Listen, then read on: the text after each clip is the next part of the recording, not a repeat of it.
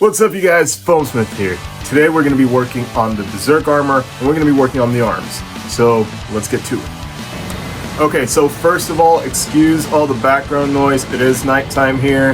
We have the crickets, we have the cookie, we have my air conditioning and all my fans on. It's a little bit warm today, at least here in the shop, so I'm not going to film with all those things off. Anyway, let's get back to the build. So in the build, I'm going to work on the arms today. So each arm has 4 layers that go all the way down from the, I'd say about the end part of the shoulder of the delts right here, all the way down the bicep, all the way down to the elbow. So it has 4 layers stacked on each other. Each layer is composed of 6 individual pieces. So I'm going to need a total of 24 pieces, if my math is right. So to do that, I'm just going to do one set of patterns, which would be 6 pieces, 6 patterns, but only one set. I don't need to do like I did with the shoulders, where it was a larger pattern and a smaller pattern all the way up to the tip. I just need one set of patterns, so I need 6 patterns. It's confusing, I know, but hopefully you'll catch along once I keep working. But that's pretty much what I'm going to do. I'm going to try and slow things down a little bit because I know in some of my other videos I do speed up and it's a little hard to see. First thing I'm going to need to do right now is actually get some paper for the pattern making. And I have my paper. Okay, so in one of my previous videos I tried explaining what I do with this so it doesn't curl up like that. But I messed up because I started doing what I was going to explain while I was explaining it, and I forgot that the mic picked up all the sound and you can barely hear me talk. So I'm gonna say it first this time. I tend to, you know how paper rolls up like this, right? And it's a pain because it rolls up everywhere. You gotta lay it down flat and you gotta get weights and stuff like that. So what I do is I like to crumple it all up first and then I'll spread it out and it stays flat. This is just for pattern making. I'm not going to actually use this on the suit. This is just to make the pieces to make the suit. So let's go.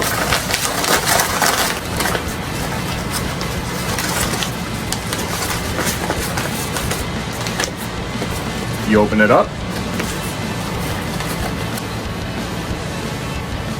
All right, let's get to drawing. So the guy I'm making this for has 14-inch biceps. So I need to make each strip, like each layer that goes up on the arm or down, whichever way you look at it, I need to make it at least 8 inches because it's not going to go all the way around, but I do want it to cover from the peak of the bicep all the way to the tricep in the back. So I'd say around 8 inches would be okay. 7 inches would be exactly half of the circumference he has on his arm. So 8 inches would be a little extra. I might even go as much as 9 inches and make sure it looks all nice because I want him to look bulky when he wears it because Guts is a bulky dude. He has big arms and he has a big upper body, so I want to make sure that he has that figure when he puts the suit on. I'm going to start sketching random shapes that look kind of like the pattern I have on my computer back there. Or when I do patterns, I like to look at everything as 2D as possible. I'd like to imagine whatever it is that I'm making, I like to imagine what it would look like flat.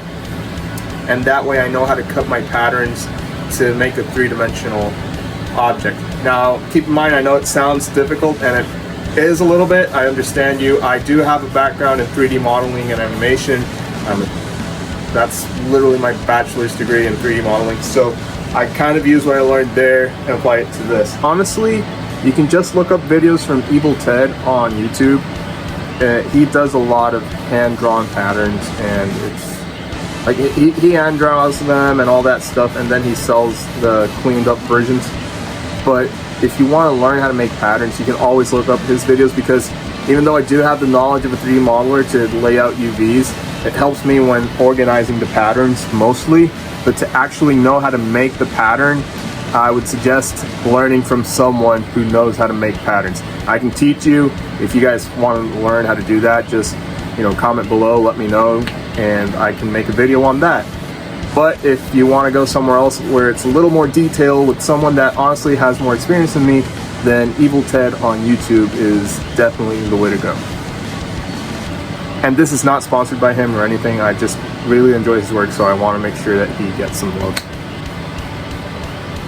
Okay, so looking at the drawing, it kind of just looks like some scales or kind of like an armadillo type thing. So I'm going to try and draw out what the strip would look like and then divide it, and then I'm going to transfer that onto the foam.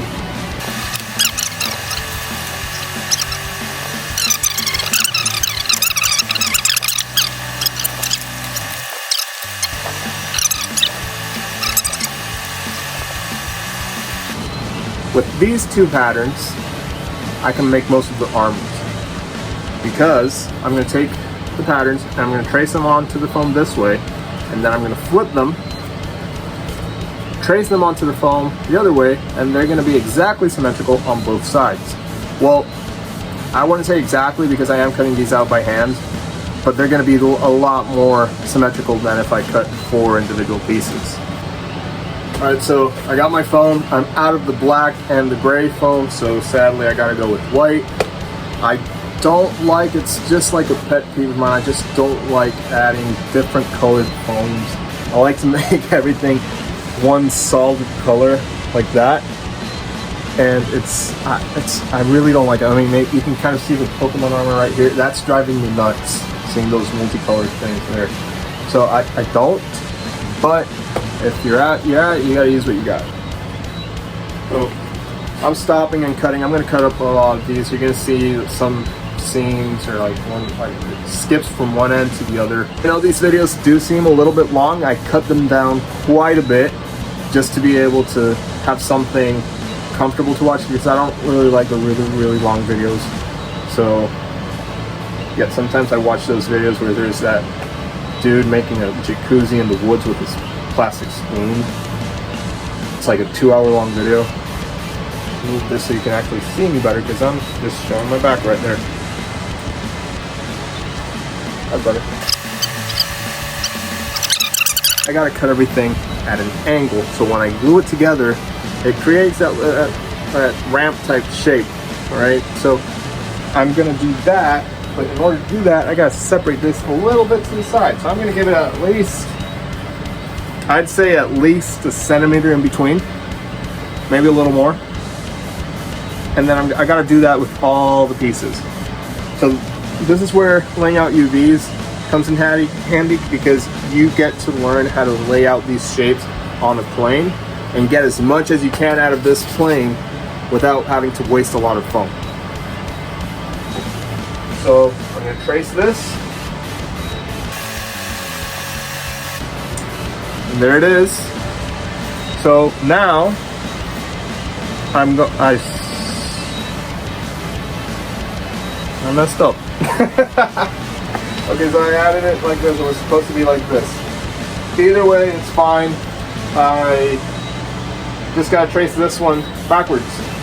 Okay, so now with these pieces, right, the main important part is that I can cut these two sides flat, like straight, either end on all of them, but the part in the middle, like the long edge, the one that's going to be glued to the next one, that's the one that I gotta cut at an angle. That's pretty much what I want. Also, you're gonna get your fingers full of like markers. So again, at an angle.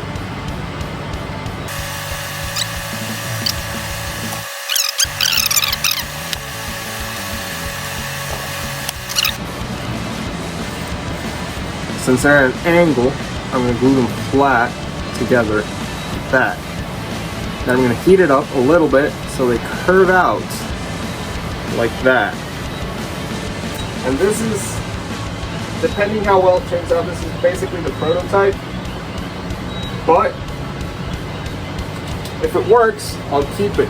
That way I won't waste any foam. Which I would suggest, this part can be true. I would suggest that you use scrap foam if you're going to make a prototype. I'm fairly confident in myself and the stuff that I make, that usually, even if the prototype doesn't come out exactly the way I want, I can actually fix it to make it look the way I want. But if you're new to this and you can't really tell, then I would suggest just using practice foam, like scrap foam. Don't throw away all your foam, just keep it for practice. When you're adding contact cement, you want to add 2 layers on each piece, like on each edge. Wherever you're adding the contact cement, you want to add 2 layers. The reason is because the foam acts like a sponge, and it's going to suck in all the contact cement on the first layer. You're going to need to add a second layer so you get a little more contact cement on top. That way it has a stronger bond.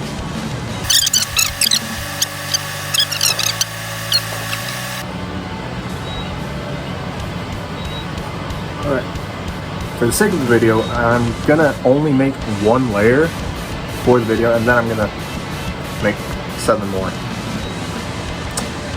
Yeah, I really want someone to ask me to make a 1-piece commission. Like, if you want a 1-piece commission, please contact me. Anyway, let's get back to gluing this. So, it's already, it won't stick to my fingers, so it's ready. Very important, the part that's going to be visible is the tips. So you want the tips to align, and you want the edges at the top to align as close as you can. It's never going to be perfect. Oh, and I am nervous. I don't want to mess this up. I want to look like a professional YouTube craftsman. Come on, I got this. Yes! Got it. Just a little bit, and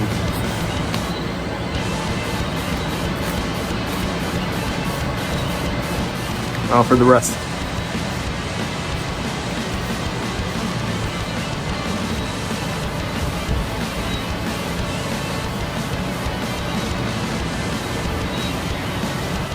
I'm going to make the pattern that goes on the inside right here. So the difference is that these go connected like this, right? The extra piece goes on the inside, and this kind of like layers over it. So it's something like that. We got that. This is basically where the belt's going to be attached to. This one's going to be all straight cuts, no angles, and I only need 2.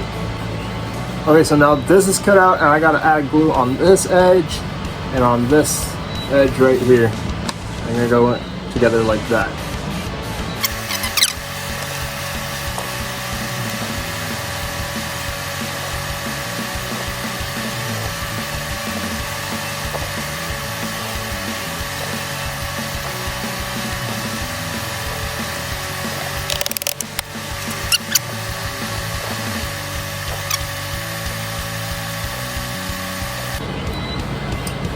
And